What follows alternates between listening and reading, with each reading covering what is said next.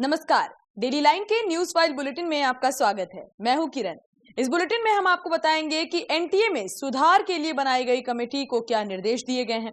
साथ ही बताएंगे कि महाराष्ट्र में आरक्षण पर बवाल के बीच असदुद्दीन ओवैसी ने क्या कहा है और बताएंगे कि ओम प्रकाश राजभर ने लोकसभा चुनाव में मिली करारी शिकस्त के बाद क्या बड़ा एक्शन लिया है। लेकिन उससे पहले नजर आज की हेडलाइंस पर। एनटीए में सुधार के लिए 7 सदस्यीय कमेटी का ऐलान। 2 महीने में केंद्र को रिपोर्ट सौंपेगी कमेटी। इसरो के पूर्व चेयरमैन राधाकृष्णन बने चीफ।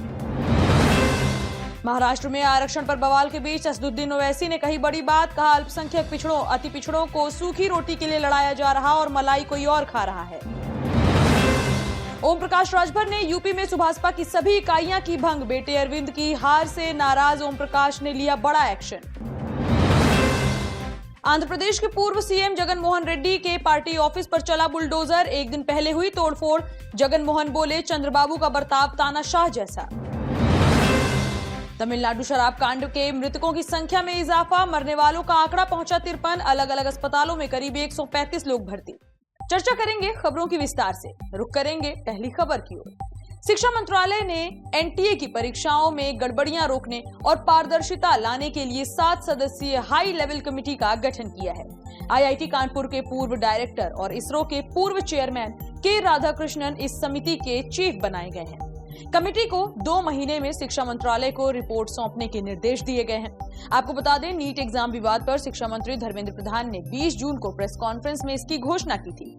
शिक्षा मंत्री ने कहा था कि ये कमेटी एनटीए के structure, functioning, exam process, transparency, transfer और डेटा सिक्योरिटी प्रोटोकॉल को और इम्प्रूव करने के लिए शिक्षा मंत्रालय को सुझाव देगी। दूसरी ओर बिहार पुलिस की अधिक अपराध इकाई यानी ईओयू ने नीट पेपर लीक मामले की जांच करते हुए रिपोर्ट शिक्षा मंत्रालय को सौंप दी है। अभ्यर्थियों की तरफ से दिए गए पोस्ट डेटेड चेक का जिक्र भी इस रिपोर्ट में किया गया है। रिपोर्ट में नीट के मूल प्रश्न पत्र और जो जवाब मिले जले हुए दस्तावेज में थे, उनके मिलान को सही पाने का दावा भी किया गया है। ईओयू की रिपोर्ट के आधार पर आगे का फैसला केंद्रीय शिक्षा मंत्रालय करेगा। इस मामले में ईओयू ने पेपर लीक करने वाले संजीव मुखिया की गिरफ्तारी के लिए छापेमारी तेज कर दी है। बढ़ेंगे अगली खबर की ओर। महाराष्ट्र में मराठा और ओबीसी आरक्षण का मुद्दा लगातार गर्माता जा रहा है। ओबीसी समाज के लोगों ने बीते दिन सड़क पर टायर जलाकर इस मामले में विरोध भी जताया। लगातार ये मामला तूल पकड़ रहा है।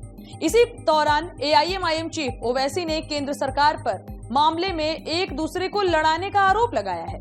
हैदराबाद से सांसद और एआईएमआईएम चीफ ओवैसी ने एक्स पर लिखा कि चुनाव के दौरान मोदी कहते थे कि ओबीसी, एससी, एसटी समाज के आरक्षण को मुसलमानों से खतरा है। ओबीसी और मराठा समाज के बीच आरक्षण को लेकर आज तनाव बढ़ चुका है, क्योंकि आरक्षण की सीमा 50% तक सीमित कर दी गई है। भारत के अल्पसंख्यक पिछड़ों, अति पिछड़ों को सूखी रोटी के लिए लड़ाया जा रहा है और मलाई कोई और खा रहा है। आने वाले पार्लिमानी सेशन यानी कि संसद सत्र में 400 पार सरकार को संशोधन लाकर 50% सीमा को खत्म करना चाहिए। बढ़ेंगे अगली खबर की ओर। सुभाषपा अध्यक्ष और योगी सरकार में मंत्री ओम प्रकाश राजभर ने लोकसभा चुनाव के बाद बड़ा एक्शन लिया है। लोकसभा चुनाव में ओम प्रकाश राजभर को करारी हार का मुंह देखना पड़ा है। ओम प्रकाश राजभर ने सुभाषपा की सभी इकाइयां भंग करने का ऐलान किया है। बताया जा रहा है कि हार की समीक्षा के बाद उन्होंने पार्टी की सभी इकाइयों को भंग करने का ये फैसला लिया है। आपको बता दें, लोकसभा चुनाव में ओम प्रकाश राजभर घोसी से अपने बेटे अरविंद राजभर को नहीं जिता पाए। इसके अलावा जहूराबाद विधानसभा बलिया लोकसभा सीट का हिस्सा है। खुद इस सीट से ओम प्रकाश राजभर विधायक हैं, लेकिन इस सीट पर भी बीजेपी हार गई। पार्टी के राष्ट्रीय प्रमुख महासचिव और ओम प्रकाश राजभर के बेटे डॉक्टर अरविंद राजभर की तरफ से जारी आदेश में कहा गया कि राष्ट्रीय अध्यक्ष के निर्देश पर यूपी प्रदेश कार्यकारिणी के साथ पूर्वांचल, मध्यांचल, बुंदेलखंड, पश्चिमांचल के प्रदेश, मंडल, जिला, विधानसभा और ब्लॉक की मुख्य इकाई के साथ सभी मोर्चों और प्रकोष्ठों को तत्काल प्रभाव से भंग किया जाता है।